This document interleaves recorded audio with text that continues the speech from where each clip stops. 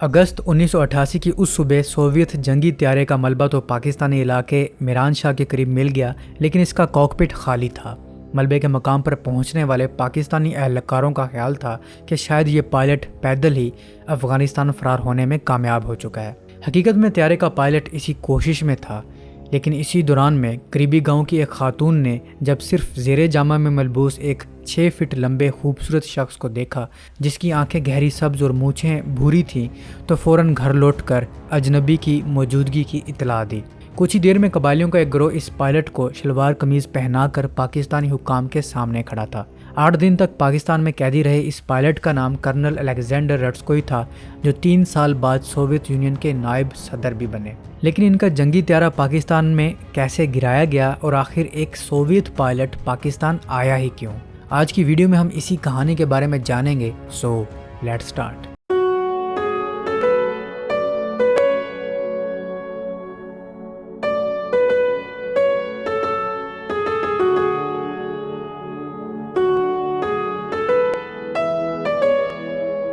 Soviet union کے پاکستان کے ساتھ تعلقات تب بہت زیادہ مخالفانہ ہو گئے تھے جب دسمبر 1979 میں افغانستان میں سوویت افواج داخل ہونے کے بعد پاکستان امریکہ کی ظاہری اور خفیہ امداد کا ایک راستہ اور لاکھوں افغان پناہ گزینوں کی پناہ گاہ بن گیا تھا، اور پاکستان افغان مجاہدین کو سپورٹ کرنے لگا تھا اور ان کی ٹریننگ کرنے لگا تھا۔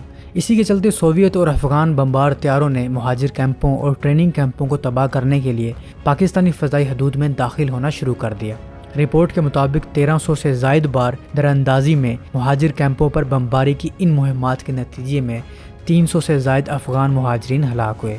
اسی تناظر میں پاکستان کے تب کے فوجی حکمران جنرل ضیاء الحق نے امریکی صدر ریگن کی انتظامیہ کو 40 F-16 طیاروں کی فروخت کی اجازت دینے پر قائل کیا، اور یہ طیارے 1983 سے 1986 کے درمیان پاکستان کو ملے۔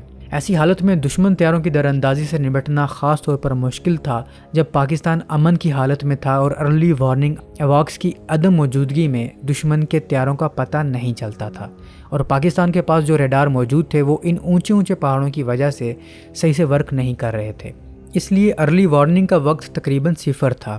F-16 طیاروں کو گشت میں بہت زیادہ گھنٹے لگانے پڑتے تھے۔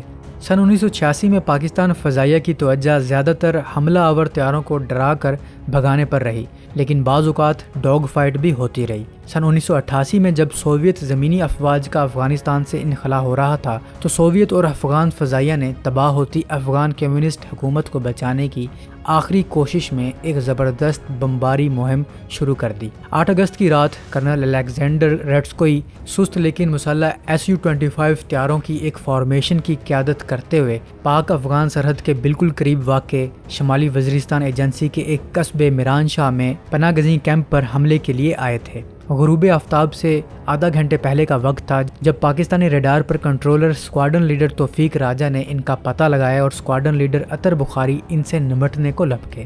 پاکستانی علاقے ہنگو کی فضا میں انہیں بتایا گیا کہ حملہ آور افغانستان واپس جا رہے ہیں۔ انہوں نے اپنے جہاز کی رفتار کم کی اور بنو کی شمال میں 10,000 فیٹ پر گشت کرنے لگے، لیکن اگلے کچھ لمحے بالکل غیر معمولی ہونے والے تھے۔ پاکستان کے ٹیل چوپرز کے نام سے مشہور فائٹر اسکواڈرن کے F-16 نے انہیں باؤنس کیا اور ان پر میزائل فائر کیا، تو رٹسکوئی نے ایک پاکستانی طیارے کی جانب ہارڈ ٹرن لیا، شاید یہ سوچتے ہوئے کہ ان کے جہاز کی دم کا رخ بدلا تو گرم ہوا کا پیچھا کرتا ان کی جانب آتا یہ میزائل گمراہ ہو جائے گا، لیکن ایسا نہ ہوا کیونکہ یہ میزائل تمام پہلوؤں سے اہداف کو مارنے کے لیے ڈیزائن کیا گیا تھا۔ میزائل لگنے سے رٹسکوئی کے اڑنے والے ٹینک کے 2 ٹکڑے ہو گئے اور یہ طیارہ زمین پر جا گرا۔ جہاز کا ملبہ اٹھانے جانے والی ٹیم اس گرے ہوئے طیارے کا ملبہ ڈھونڈنے نکلی اور یہ ملبہ بویا کے نام سے مشہور جگہ پر پڑا تھا۔ بویا تک پہنچنے میں انہیں 1 گھنٹے سے زیادہ وقت لگا۔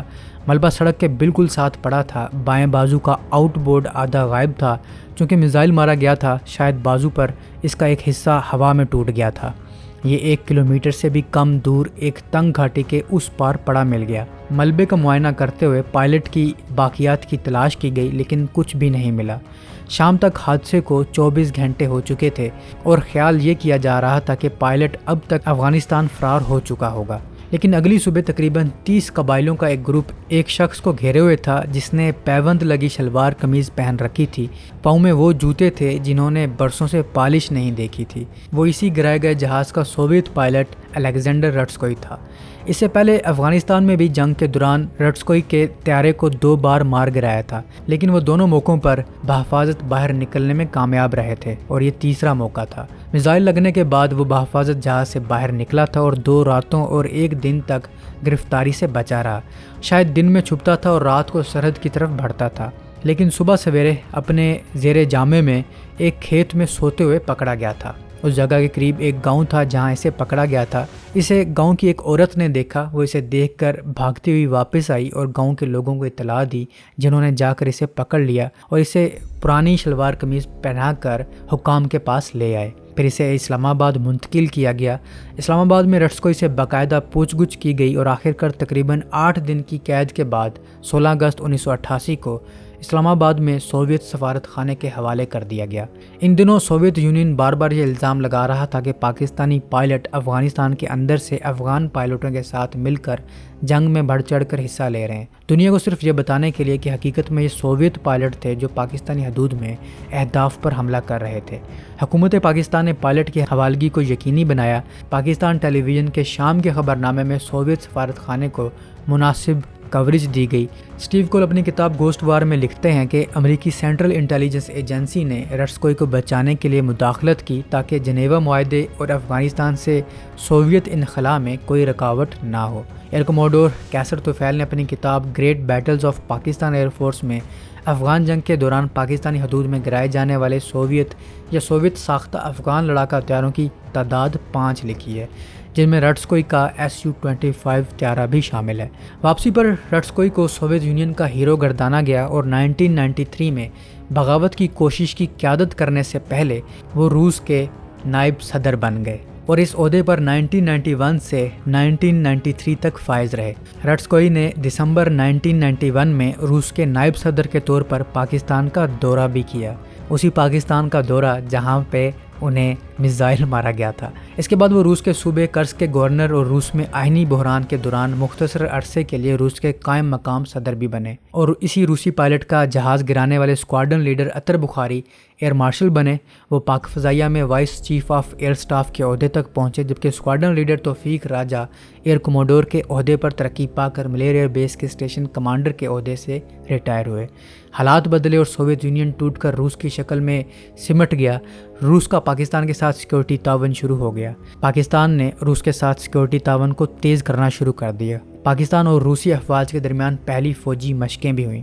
یہ ان دونوں ملکوں کے لیے ایک قابل ذکر اور تاریخی تبدیلی ہے جو کئی دہائیوں سے ایک دوسرے کو حریف سمجھتے رہے ہیں۔ تو اب تک کے لیے اتنا ہی۔ Subscribe for more.